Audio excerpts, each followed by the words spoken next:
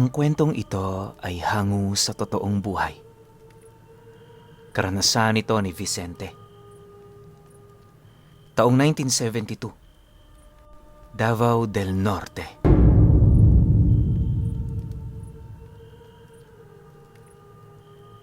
Bagaman nagsumpaan sa harap ng altar upang mabuhay na magsasama, ito'y hindi nangangahulugang narating na ang maligayang pagwawakas.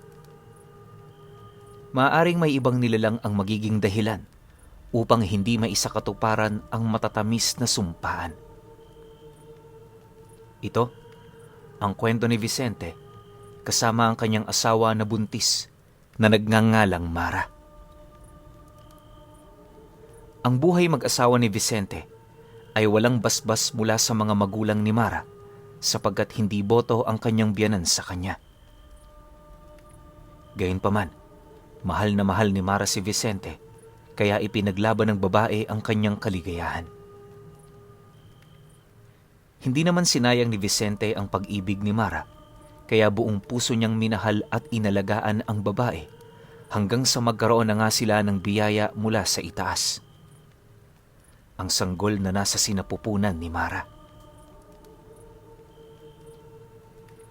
Hindi pa'y kinasalang mag-asawang ito dahil wala silang sapat na salapi para sa espesyal na selebrasyon, ngunit matagal na silang nagsasama sa iisang bubong. Ito nga ang dahilan kung bakit ayaw ng mga magulang ni Mara kay Vicente. Gayunpaman, hindi hadlang ang mga bagay na yon para ihinto ng dalawa ang kanilang pagmamahalan. Subalit, isang bagay ang nangyari sa buhay ni Vicente na hindi niya sukat akalaing mangyayari sa kanya. Sa katunayan nga, hanggang ngayon ay hindi pa rin makapaniwala ang lalaki. Tagaktak ang naglalakihang butil ng malamig na pawis sa muka at leeg ni Vicente. 3:30 pa lang ng madaling araw nang magising ang lalaki sa dahilang siya ay ginulantang ng isang nakakapangilabot na panaginip. Kakaibang bangungot ang sa kanya'y dumalaw na naging dahilan ng kanyang pagbangon mula sa hinihigaang kama at binuksan ng lumang lampara. Pinasadahan niya ng tingin ng kanyang asawa na si Mara na nagdadalang tao sa kanilang unang anak. Hindi malaman ni Vicente kung bakit gano'n na lang kabigat sa pakiramdam ang kanyang napanaginipan. Nanginginig ang kanyang mga tuhod habang nakatayo at ginugunita ang napanaginipan. Sa loob ng kanilang tahanan, naroon di umano siya at durog ang puso habang humahakbang patungo sa pintuan upang lumabas ng bahay. Ngunit kahit anong pilit, bigo siyang buksan ng naturang pinto na tila ba'y hindi niya magawang lumaya mula sa isang matibay na rehas. Sa bangungot na yon ni Vicente, matinding takot ang naghahari sa kanyang puso. Kahit nagising na siya, taglay niya pa rin ang kakaibang takot at panginginig sa katawan. "Mahal, ayos ka lang ba?" Biglang tanong ni Mara, na bigla rin palang nagising. "Oo, mahal ko. Ayos lang ako. Huwag kang mag-alala." Sagot ni Vicente, tsaka pinahiran ang nanlulumong malamig na pawis sa kanyang noo. Napansin ni Mara ang pamamawis ng kanyang asawa, kaya agad niya tong tinanong, ngunit ganun pa rin ang tugon ni Vicente. "Huwag mo akong alalahanin, mahal. Ayos lang ako. Binangungot lang." Hindi na nag-usisa pa si Mara, kaya pinatulog ng muli ni Vicente ang kanyang asawa. Mabuti na lang at mabilis ring nakatulog muli ang babaeng buntis. Pinagmasdan ni Vicente ang kanyang asawa. Payapa na ulit itong natutulog. Pilit niyang iniintindi ang nais ipahiwatig ng bangungot, ngunit wala siyang mahagip na anumang makabuluhang kahulugan. Nagpakawala na lamang si Vicente ng isang buntong hininga at pilit na pinakalma ang sarili. Pagkatapos ay umusog siya ng konti, tsaka inabot ang pitsyel ng tubig sa mesa sa gilid. Uminom muna ng tubig si Vicente, tsaka muli siyang humiga sa kama. Ngunit bago pa siya tuluyang nakahiga, isang nakakagulat na kalabog ang kanyang narinig mula sa labas ng bintana ng kanilang silid. Muling nabuhay ang takot sa puso ni Vicente. Dahan-dahan siyang humakbang patungo sa bintana na walang anumang ingay upang hindi magambala ang natutulog na asawa. Pilit niyang nilalabanan ang matulin na pagtibok ng kanyang puso habang tinatabig ang kurtina ng bintana. Nang maaninag ang munting liwanag sa labas, inihanda niya ang sarili upang magsalita. May tao ba riyan? Mahina at kinakabahang tanong ni Vicente. Inulit niya ang pagtatanong, ngunit wala siyang natanggap na anumang kasagutan, bagkus ay biglang naglaho ang munting liwanag. Bahagya niyang kinagat ang ibabang labi nang naramdaman ng nakakapanindig balahibong hangin mula sa labas. Agad niyang isinara ang bintana at mabilis na bumalik sa kama. Pagkatapos ay mahigpit niyang niyakap si Mara.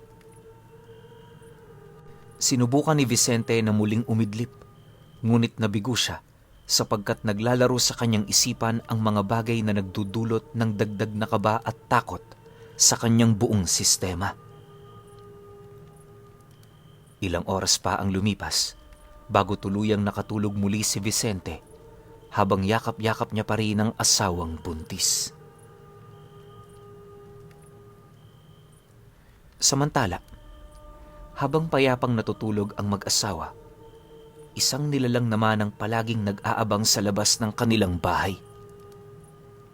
Hindi umaalis ang nilalang na ito roon at tila ba nakatitig lamang sa mag-asawa hanggang sa lumipas ang isang buong gabi.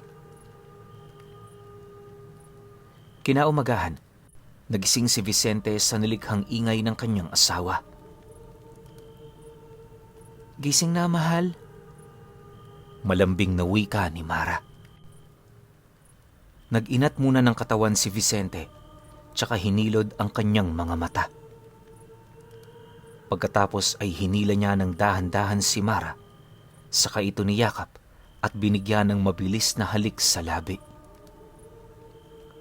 Napangiti naman si Mara dahil sa kalambingan ng kanyang asawa. "Magandang umaga, mahal kong asawa." Wika pa nga ni Vicente. Agad rin namang tumugon si Mara, tsaka sinubukang pabangunin na agad ang kanyang asawa para makapagmumog na ito ng tubig. Hindi nagtagal, bumangon na rin ng kusa si Vicente, tsaka inayos ang kanilang higaan. Mabilis din niyang iniligpit ang kanilang unan at tinupi ng maayos ang mga kumot. Pagkatapos nito, nagtungo na si Vicente sa kanilang kusina para magmumog ng tubig. Habang lumalagok ng malamig na tubig si Vicente, aksidenteng nabitawan ni Mara ang hawak niyang kristal na baso sapagkat isang nakakatakot na figura ang kanyang nakita mula sa unahan. Tila kidlat ng tumakbo si Vicente patungo sa kanyang asawa, tsaka inalamang dahilan ng pagsigaw nito. Naabutan ni Vicente ang mga bubog na nagkalat sa sahig.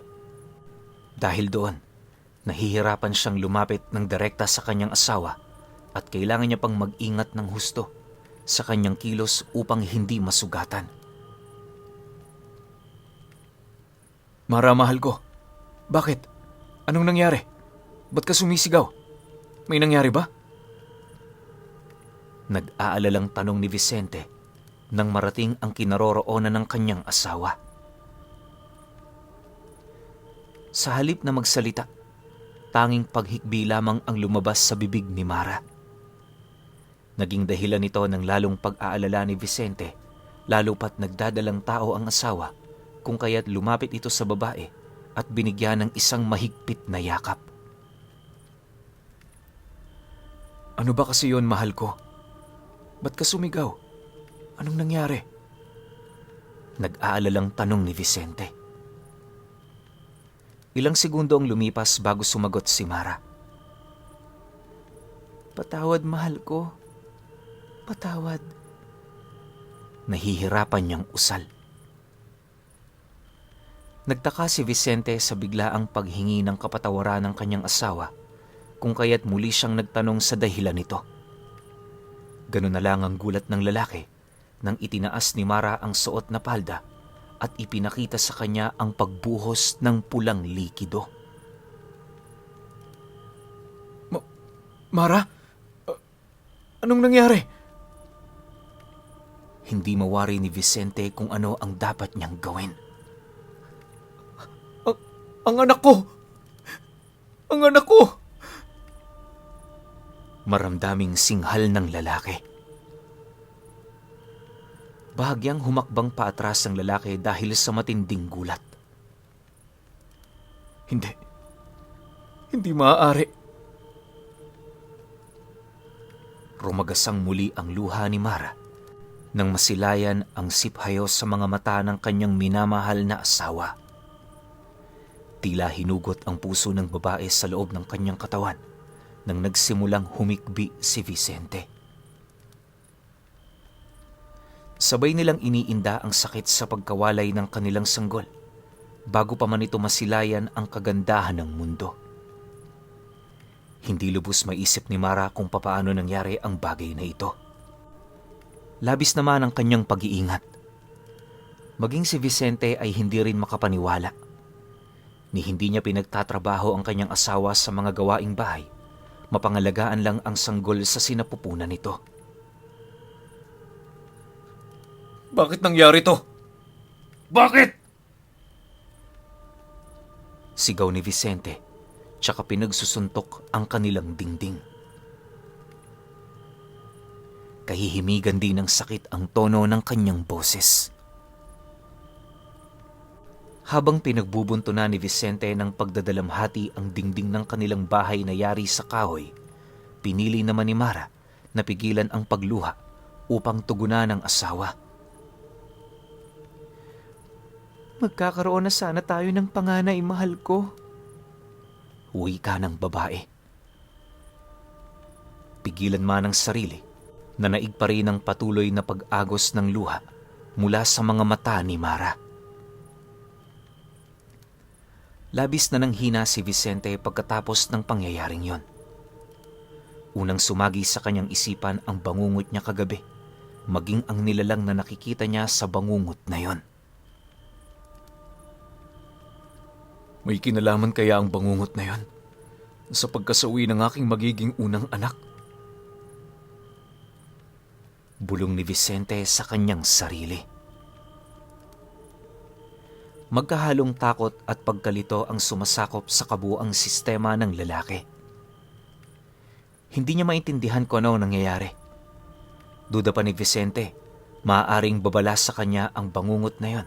Subalit ang tanong niya ay kung bakit walang ibinigay na maaaring gawin upang mapigilan ang pagkamahamak ng sanggol sa sinapupunan ni Mara. Nagmistula ring walang kwenta ang bangungot na yon dahil sa halip na makatulong, may nangyari pang masama sa bata. Bawat araw dumadalaw sa kanilang isipan ang pananabik sa una nilang magiging anak. Ang pagdalaw na ito ay nagdudulot din ng matinding kirot sa kanilang puso. "Hayaan mo, mahal. Gagawa tayo muli. Sa susunod, doble na dapat ang ating pag-iingat." Saad ni Vicente, tsaka hinagka ng noo ni Mara. Pilit namang ngumiti ang babae. Nagdaan ang mga taon. Nangyari na naman ang hindi kapani-paniwalang pagkamatay ng sanggol sa sinapupunan ni Mara nang siya ay muling magdalang tao. Naghihiwa ang babae ng sibuyas nang biglang naramdaman ng likidong umaagos pa ibaba sa kanyang hita, kaya't agad niyang nabitawan ang hawak na talim. Vicente! Mahina niyang tawag sa asawa.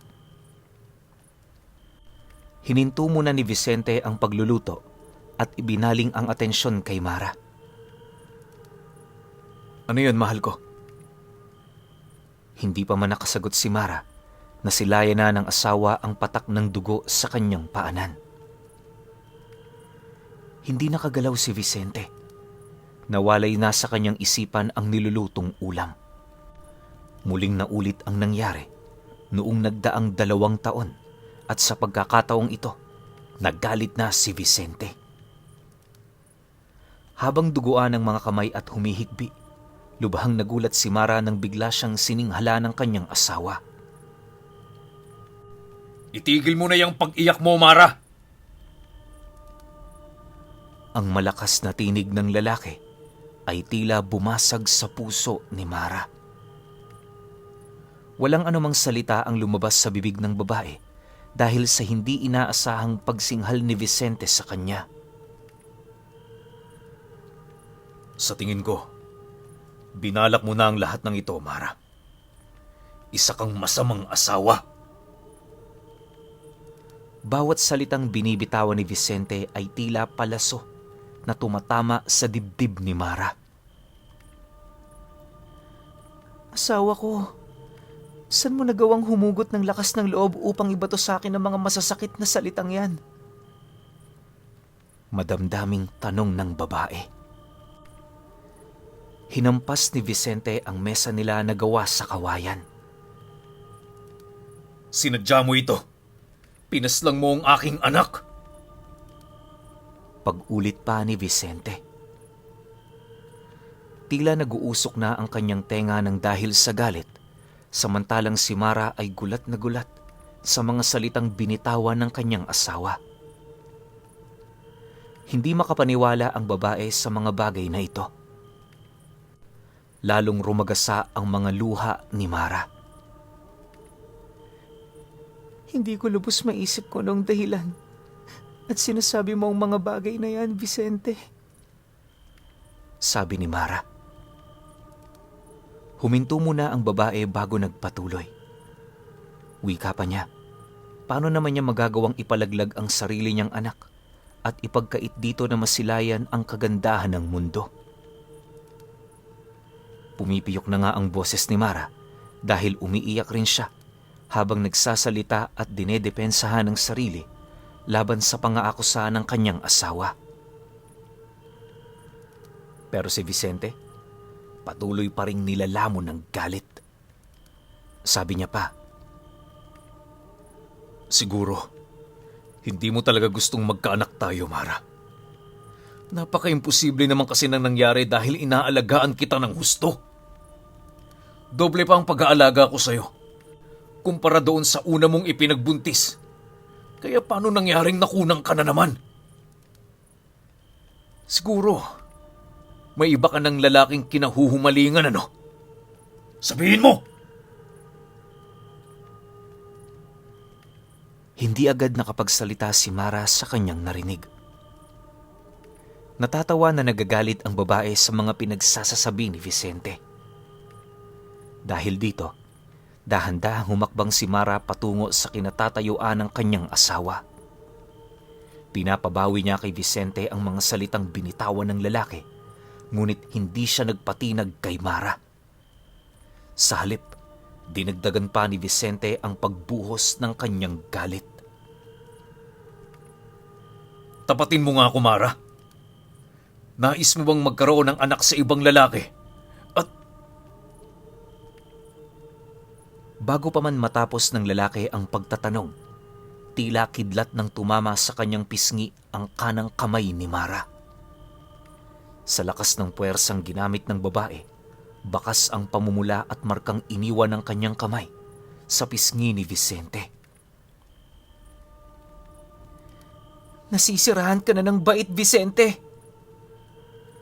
Mabigat ang bawat salitang binibitawan ni Mara.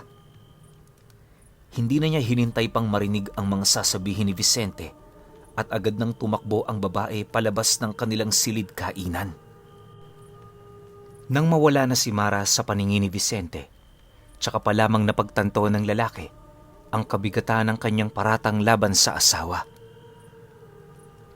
Agad na naramdaman ni Vicente ang matinding pagsisisi kung kaya't agaran din niyang sinundan si Mara upang humingi ng pasensya.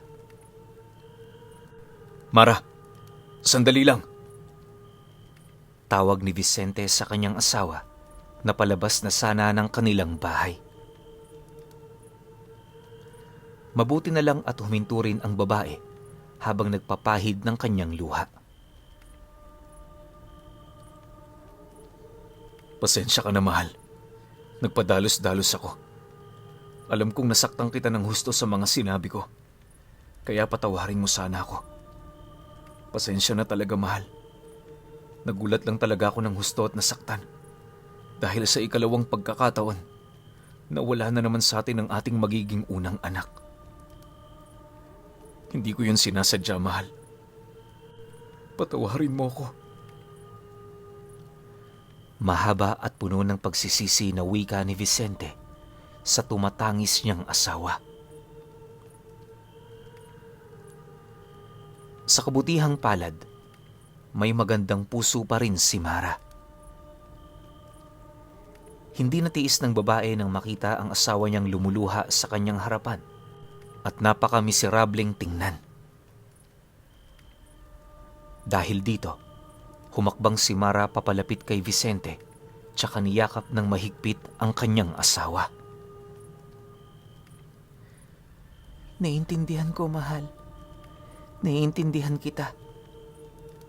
Wika ni Mara. Lalo namang hinigpitan ni Vicente ang kanilang yakapan tsaka umiyak sa balikat ng kanyang asawa. Sinikap ng mag-asawa na wakasan ang matinding pagdadalamhati na dulot ng paglalaro ng panahon. Pinilit nilang kalimutan ang mga trahedya. Habang lumilipas ang mga araw, unti-unti nang natatanggap ni Mara ang nangyari. Ngunit si Vicente ay patuloy pa rin sa pagluluksa. May mga pagkakataon pa na mag-isang nagsasalita ang lalaki na tila ba nawawala sa sarili. Hindi ba kami maaaring magkaroon ng anak? Meron ba kaming nagawang malaking kasalanan para parusahan ng ganito? Inaalagaan ko naman ng mabuti ang aking asawa. Pero bakit nalalaglag pa rin ng bata? Isinumpa ba kaming mag-asawa? Sunod-sunod na tanong ni Vicente sa kawalan. Hindi niya pa rin kayang tanggapin ang mga nangyari. Kinakailangan kong malaman ang dahilan ng lahat ng to. Mahinang usal ng lalaki. Sa gitna ng kanyang pagluluksa, palihim na inalam ni Vicente ang maaaring dahilan ng sunod-sunod na pagkasawi ng kanilang sanggol.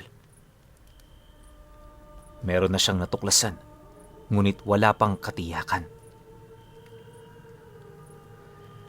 Hanggang sa isang araw, habang naglalaban ang malakas na kulog at kidlat, kasabay ng matinding pagbuhos ng ulan, isang magandang balita mula kay Mara ang natanggap ni Vicente. Vicente, mahal ko. Nagdadalang tao akong muli. Bakas ang matinding kaligayahan sa mga mata ni Mara habang binibigkas ang mga naturang kataga. Hindi agad naniwala si Vicente. Totoo ba, mahal ko?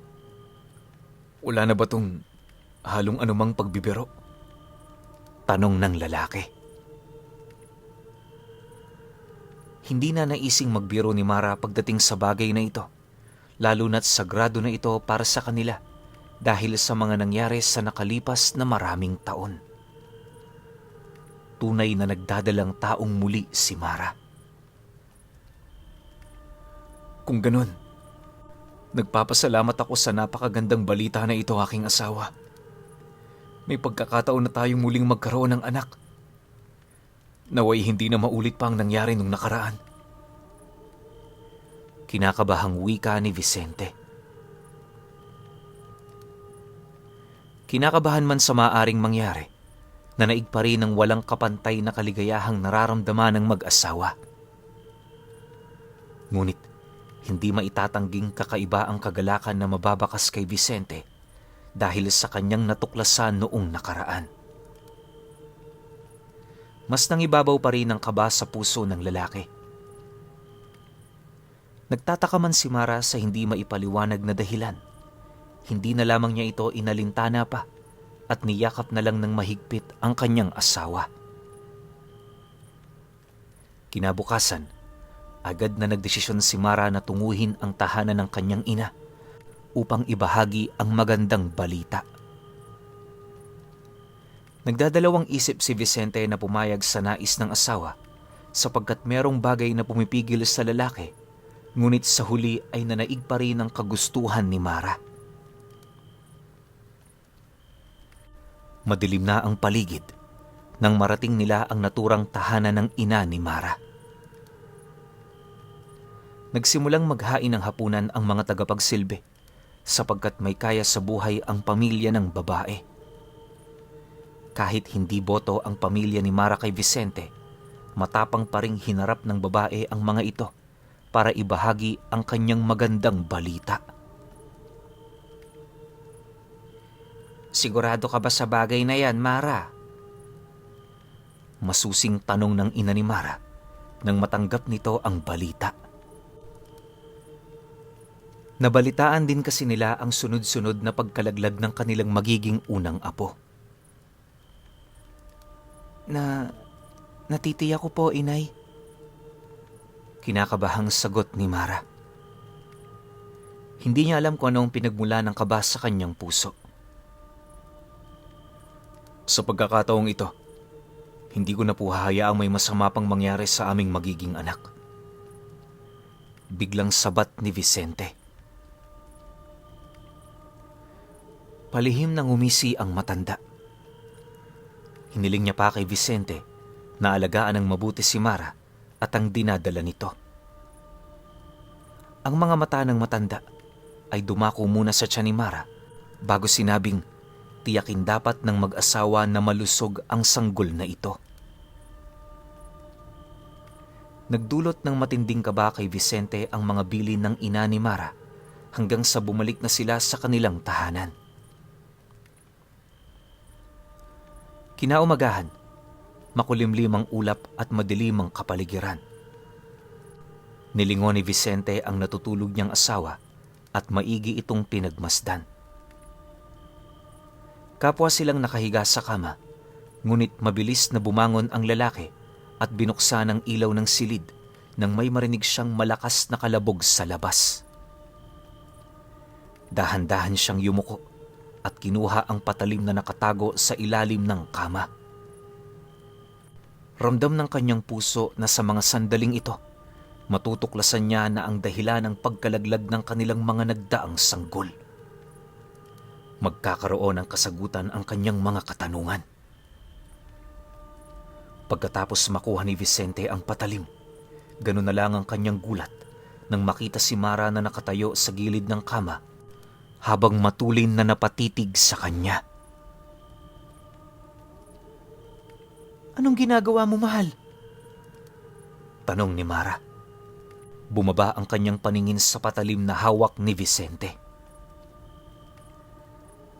"Hinding-hindi na mawawalay sa atin ang ating anak, mahal," sagot ng lalaki.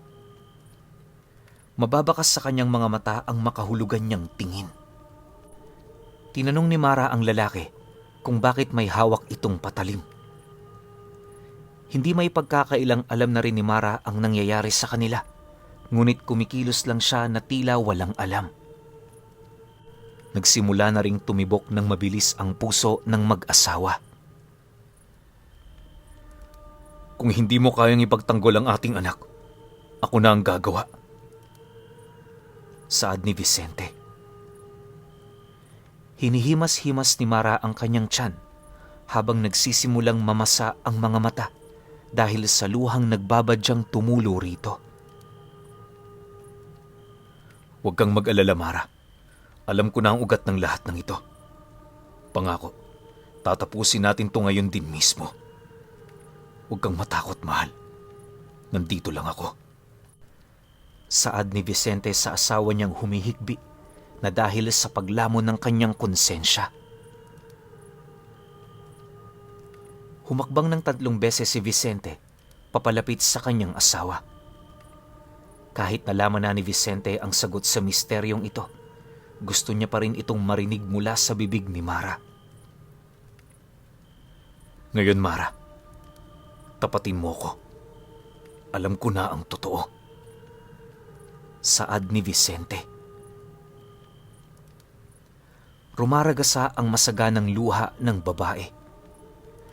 Hindi niya alam kung sasabihin niya ba ang totoo sa kanyang asawa o pipiliin na lang niyang manahimik sapagkat mabigat para kay Mara ang desisyon na ito kung saan kinakailangan niyang mamili sa pagitan ng 2 taong mahalaga sa kanyang buhay.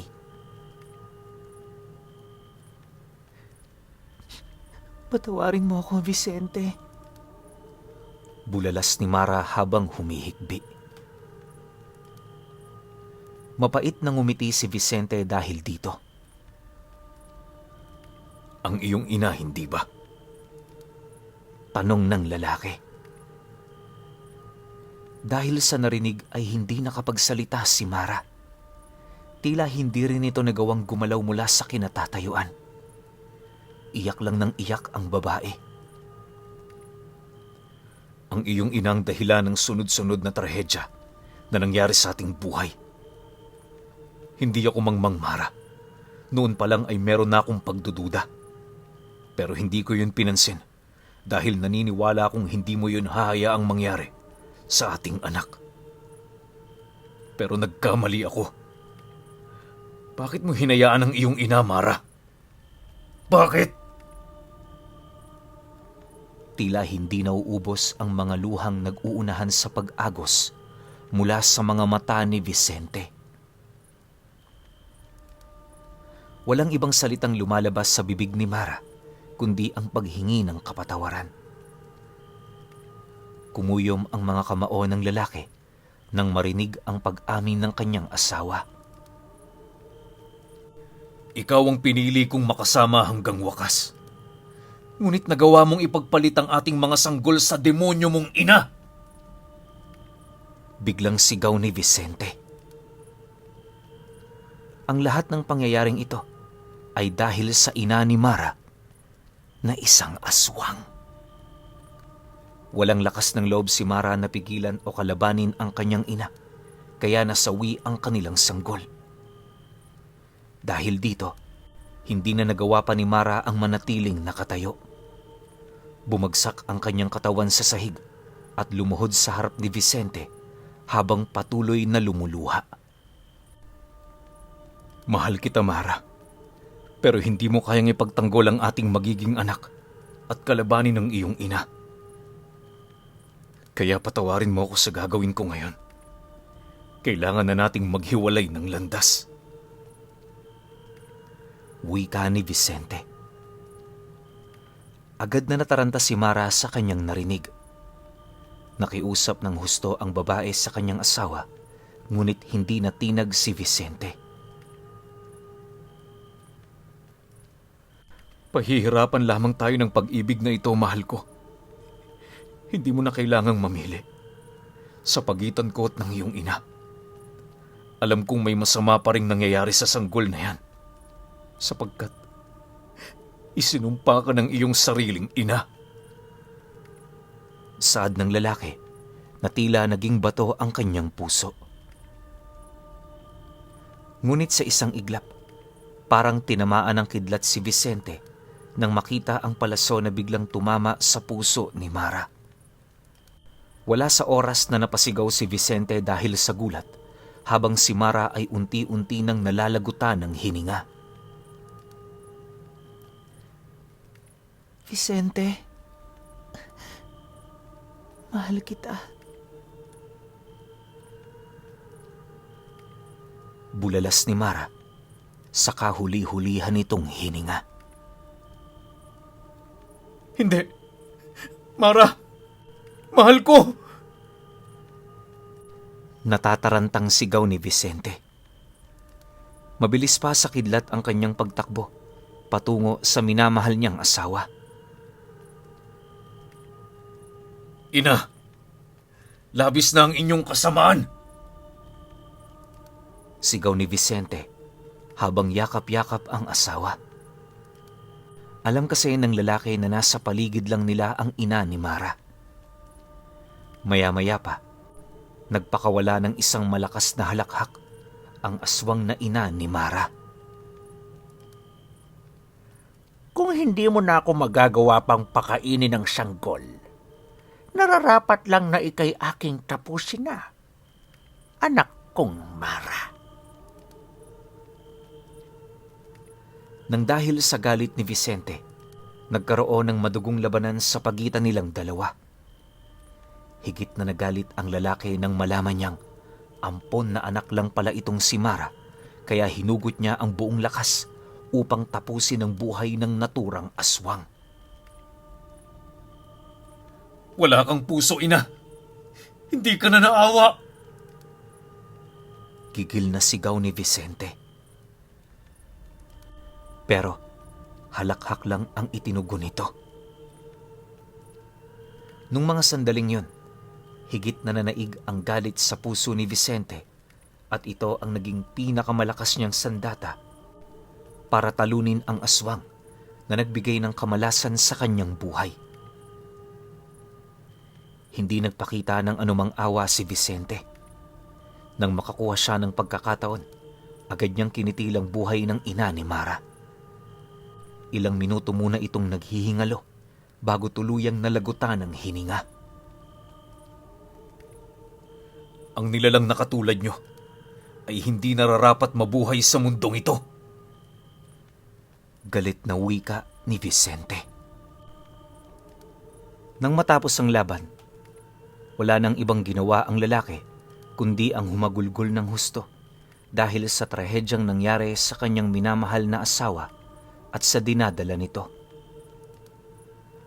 Labis na nagsisi si Vicente sa pagtangka niyang hiwalayan ang asawa.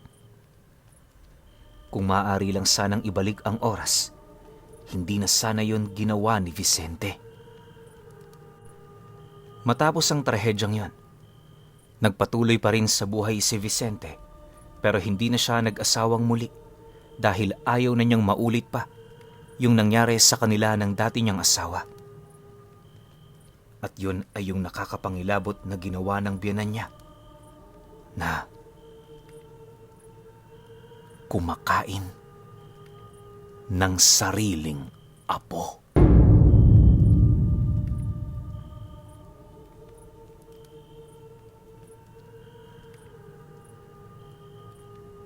Okay. Opinyon ko sa kwento. Nakakadiri, no? Tsaka nakakakilabot tong kwento na to. Pero, yung buong kwento, kakaiba no? Kasi may halong love story, may ganon pakilig, buhay mag-asawa, normal. Pero, yung nag-away sila, sobra akong nalungkot doon. Yung lalo na yung mga sinabi ni Vicente na may iba kang lalaki, siguro sa iba nagpapagamit ka, something na ganon. Ang sakit noon para sa isang babae na wala namang ginagawa sa'yo, matino naman, mahal na mahal ka. Tapos ganon mo sisisihin. Pero ang ending pala talaga, yung umampun kay Mara. 'Di ba? Yung umampun sa kanya na matanda. Sobrang hindi ko nalaman na ganun pala yung magiging ending natin. Ang iniisip ko, yung mga common na nangyayari sa kwento natin na yun nga, may kapitbahay na aswang o inaaswang na taga-ibang lugar. Pero ang tindi nun yung twist. Sobrang yun yung binabayaran dito sa kwento na to eh. Kasi sobrang angas nung twist na yun. Ang ganda niya, sobra. So para sa akin tong kwento na to, sobrang kakaiba. Pero ang lalim ng ibig sabihin, di ba? Tsaka yung twist, sobra talagang kakaiba sa lahat ng naikwento ko sa channel ko. Kaya para sa sender nito, maraming salamat sa'yo. May bago na namang format o bagong style na narinig dito sa channel natin na talaga namang sobrang ganda. Pero overall, sa kwento na to, sobrang nalulungkot ako para sa side ni Vicente. Pero syempre, kayo pa rin. Kung may opinyon kayo sa kwentong ito, comment nyo lang sa baba. Yun lang. Hanggang sa susunod na kwento. Salamat.